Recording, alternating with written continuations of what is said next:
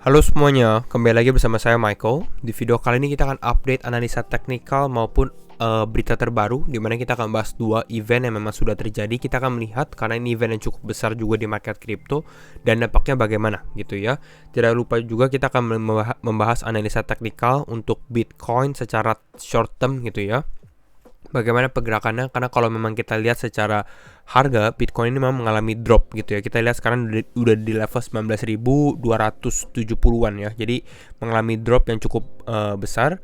Nanti kita akan lihat secara target harganya bagaimana dan apakah akan mengalami bounce dulu sementara ya. Kita update dulu. Kalau kita lihat untuk hari ini market mengalami kenaikan 3,1% dan ini memang dipimpin oleh altcoin ya. Banyak altcoin yang memang mengalami kenaikan. Bitcoin naik 2%, kita bisa lihat Ethereum naik lebih besar ya, 6%. Selama 24 jam terakhir kita bisa lihat di sini beberapa kripto, Terra Classic, salah satunya Lunce, ini naik 20%. Nanti ini saya akan bahas ya, mungkin di pertengahan video. OKB naik 15%, Cosmos Atom naik 14,8%, Helium naik 12%, Bitcoin Cash, Quant, beberapa sebenarnya cukup signifikan ya kenaikannya ya. Apakah ada mengalami penurunan? Kalau kita dari sini ada, tapi nggak terlalu besar ya. Kita Ravencoin, Chiliz, Tron, Shiba gitu ya. Dan sisanya stablecoin sebenarnya ya. Dan kalau kita lihat dari sini Fear and Greed Indexnya di Extreme Fear. Jadi artinya market masih memang mengalami ketakutan juga gitu ya. Masih ada ketakutan di dalam market. Kita mulai masuk event ya. Tadi kita membahas dua event yang besar di crypto, yaitu yang pertama adalah Eurozone Interest Rate Decision ya. Ini kenaikan suku bunga untuk di zona Eropa, kira-kira seperti itu ya. Bagaimana kenaikan suku bunganya? Hampir mirip dengan FOMC, tapi FOMC ini lebih ke arah di Amerika, ini lebih ke arah untuk di Euro ya, atau di Eropa. Di sini tapi kan Eropa ini kan dari beberapa negara juga, jadi akan lebih sedikit complicated, tapi mereka sudah menunjukkan satu keputusan gitu ya. Kita bisa lihat dari sini, we raise interest rate by 0.75 percentage points atau BPS, hampir sama ya, basis point, 75 basis point. Dan kita lihat dari sini 75 dan main refinancing operational tetap menjadi 1,25%. Kalau kita lihat dari sini, actualnya memang forecastnya memang 1,25%, actualnya juga 1,25%, jadi memang sesuai ekspektasi gitu ya. Tapi yang perlu diperhatikan adalah kenaikan 75 basis point ini atau 0,75 percentage points ini adalah salah satu kenaikan yang terbesar untuk Eropa selama beberapa tahun terakhir juga gitu ya. Dan ditambah lagi sebenarnya ya, di sini dari Blockworks pada saat dia punya ini, mereka signals juga bahwa mungkin akan ada further hikes atau kenaikan tambahan kalau memang secara makroekonominya kurang begitu baik gitu. Jadi ini yang perlu diperhatikan ya. Dan memang kalau kita lihat secara level inflasi juga untuk di Eropa ini makin lama makin ada sedikit kenaikan gitu ya. Jadi ini yang menjadi concern juga, ditambah nanti ada energy crisis, krisis energi dan lain-lainnya ya. Jadi sebenarnya secara makro belum dikatakan aman juga ya. Lalu event kedua itu adalah Jerome Powell punya pidato ya, US Federal Chair Powell speaks ya. Ini dia sudah pidato juga, dan biasanya pada saat dia pidato ini volatilitasnya akan cukup tinggi juga gitu ya. Naik turun. Dan kita nanti bisa lihat secara untuk Bitcoin bagaimana ya. Nah nextnya ini saya ada satu grafik yang cukup menarik ya dari sentiment trader, dimana di sini teman-teman bisa perhatikan ini tentang institusi dan hedging gitu ya.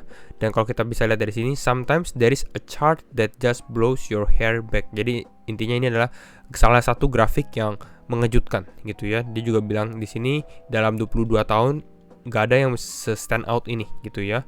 Apa grafiknya dan bagaimana cara membacanya? Last week, minggu lalu, institutional traders bought atau membeli 8,1 miliar dolar worth of put options ya. Dan perbandingannya adalah kalau cost optionnya ini 1 miliar dolar. Nah, ini lebih karena untuk derivatif, karena kita bermain opsi gitu ya, put options dan juga call options ya. Kalau put options ini adalah opsi untuk menjual ya dengan di harga tertentu untuk suatu aset. Kalau call option ini adalah opsi untuk membeli. Saya nggak akan terlalu detail untuk hal ini, tapi intinya adalah kalau misalnya untuk put options ini, biasanya ini orang-orang melihat condong ke depannya ini market akan tambah mengalami penurunan gitu ya. Jadi mereka lebih memilih untuk punya put options just in case kalau market turun mereka ada hedging. Makanya ini dinamakan hedging gitu ya. Jadi artinya apa? Ekspektasinya orang-orang takut market akan tambah turun seperti itu gitu ya. Tetap ini adalah spekulatif juga. Dan kalau kita bisa dari sini ditambahin ya, kalau kita lebih detail lagi, kita bisa lihat last week panic hedging ya yang tadi kita bahas ya. Ini was 3 times more extreme than in 2008. Jadi lebih ekstrim. Kita lihat di 2008 waktu krisis ya nggak terlalu besar ya. Mungkin ini -2 lah bisa dibilang. Kalau ini tadi kita bisa bilang -7 ya. Kalau perbandingannya gitu. Maka ini 3 kali lebih ekstrim, di mana orang-orang yang melihat wah ini keadaan market ini kayaknya akan lebih mengalami penurunan lebih dalam lagi. Itu yang harus diperhatikan ya. Tapi ini untuk institusi ya, untuk institusi. Nextnya juga tadi kita membahas Lunce, ya, di mana Lunsi ya, Lunce atau Lunsi, Old Luna memang mengalami kenaikan signifikan ya. Kalau teman-teman perhatikan di sini naik 108%. Ya, 108% naik 27% hari ini karena dari beberapa exchange mereka bilang mereka support ya yang kita bilang taxnya atau pajaknya lah 1,2% untuk di burn seperti itu. Jadi ini tambah bullish lagi.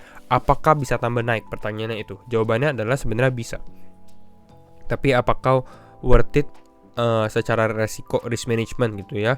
Sangat-sangat beresiko untuk hal ini gitu ya. Jadi kalau misalnya teman-teman mau beli pun saya rasa alokasinya harus cukup rasional juga gitu ya. Jangan all in di Terra Classic ini karena kita lagi di dalam bear market bukan di dalam bull market. Kalau di bear market rata-rata aset lebih condong mengalami penurunan. Kalau di bull market ini lagi mengalami penurunan. Jadi kita harus perhatikan secara tren besarnya juga. Gitu ya. Jadi ini cukup beresiko. Jadi saya nggak terlalu rekomend juga.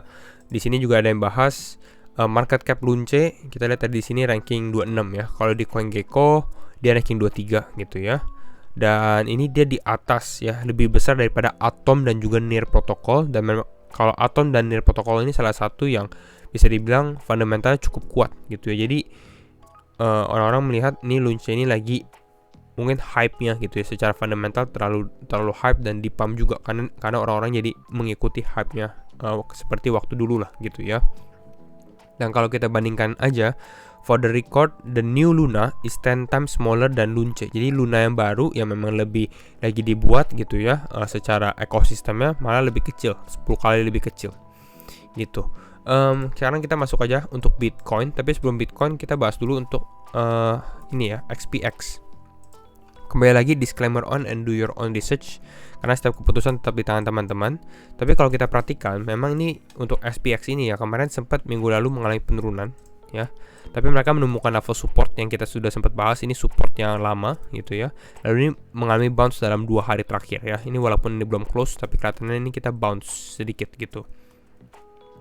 Jadi ini yang kita bisa perhatikan, dimana ada sedikit bounce, tapi perlu diperhatikan memang bounce ini secara short term ya, secara short term dia naik. Mungkin bisa bertahan 1-2 hari lagi untuk SPX saya rasa. Tapi yang perlu diperhatikan ini adalah tren besar gitu ya. Kalau teman-teman lihat tren besar seperti ini saya misalnya ini di hide dulu ya. Nah, ini kelihatan kalau misalnya teman-teman lihat dari sini, ini kita masih di dalam zona downtrend ya. Bahkan ini kita ada rejection, dan ini ada rejection lagi. Kira-kira seperti itu. Jadi ini yang harus diperhatikan gitu ya untuk XPX. Artinya walaupun kita naik, tetap kita masih di dalam bear market juga. Lanjut untuk Bitcoin. Bitcoin ini hampir sama seperti yang kita sudah bahas juga, di mana dia lebih ke arah sideways ya, dan kita sudah bahas ada 2 hal yang kita perhatikan gitu ya. Untuk Bitcoin, apakah dia bisa break atau tidak gitu ya. Dan kalau memang kita sudah bahas, kalau ternyata dia breakdown di bawah level 19.594 atau level 19.600 yang kita sempat bahas dalam beberapa video terakhir, ini next targetnya adalah di level 19.000. Dan ini kalau kita panjangin sebenarnya memang dia retest back-nya lagi atau turun ke bawahnya ya berada di level yang sama gitu ya, di level 19.000, 18.900-an gitu. Nah, pertanyaannya untuk sekarang, apakah level ini bertahan ya? Level ini bertahan dan Bitcoin mulai bounce naik ke atas lagi, atau dia akan mengalami penurunan tambahan juga? Gitu ya. Saya rasa di sini mungkin dia akan lebih konsolidasi dulu, tapi belum dibilang kita nggak akan ke bawah lagi gitu ya. Untuk saat ini mungkin ada kemungkinan untuk Bitcoin tes ke level support sebelumnya. Jadi kita lihat di sini sebelumnya menjadi support level 19.600. Jadi untuk sekarang target kita adalah untuk dia naik ke level 19.600 di sini. Tapi yang awalnya menjadi support sekarang mungkin bisa menjadi resistance. Jadi dia ada resistance di sini, dan mungkin karena ada resistance di sini dia akan mulai turun ke bawah lagi, testing ke bawah di sini, baru mungkin ada bounce ke atas gitu. Ini kalau secara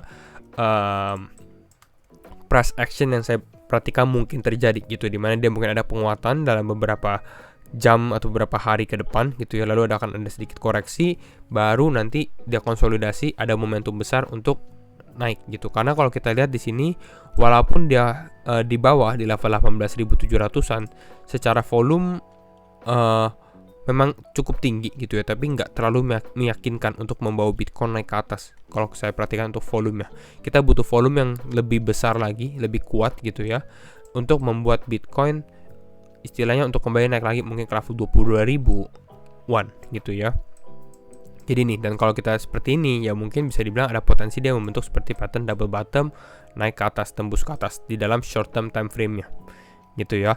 Skenario berikutnya adalah sebenarnya dia untuk naik, dia benar-benar breakout, dia retest kembali ya ke zona 19.600 untuk mengalami kenaikan. Tapi yang diperhatikan adalah untuk Bitcoin ini ya, selama beberapa hari terakhir kita bisa lihat di sini, kalau teman-teman lihat secara time frame daily-nya mulai drop di, kita lihat di time frame daily ya, mulai dari level ini sebenarnya, mulai dari tanggal 26 Agustus ya, ini Bitcoin nggak ada terlalu penguatan signifikan gitu. Jadi ini benar-benar turun, nggak ada orang yang terlalu tertarik untuk Bitcoin gitu, karena kita bisa lihat di sini nggak ada penguatan signifikan. Makanya kita kalau lihat Bitcoin dominance, nah kan kita lihat Bitcoin dominance malah trennya mengalami penurunan dan terus turun gitu ya, dan beberapa altcoin justru mengalami kenaikan terus menerus gitu, karena Bitcoinnya sideways dan mengalami penurunan, condong altcoin mengalami kenaikan. Itu yang terjadi di dalam market saat ini gitu ya. Nextnya kita mungkin lihat USDT dominance. Oke, USDT dominance-nya kita bisa lihat dari sini. Dia mulai breakout dari level yang sebelumnya konsolidasi. Di sini dia mulai breakout. Ini harus hati-hati sekali, karena kalau dia mulai naik lagi ke atas ini, artinya mulai orang panic selling gitu ya, balik lagi ke USDT dan market akan koreksi lebih parah lagi gitu. Ini kalau kita lihat dari secara USDT dominance. Tapi secara trend itu yang terjadi mungkin untuk Bitcoin ya, karena kita lihat juga untuk XPX mungkin akan ada sedikit kenaikan tren dalam 1 atau 2 hari ke depan juga gitu ya. Jadi mungkin itu dulu untuk update market crypto hari ini. Dan kalau misalnya teman-teman suka video ini, jangan lupa untuk share videonya, like ataupun subscribe. Dan sekali lagi, thank you semua for watching, and see you in the next video. Bye bye.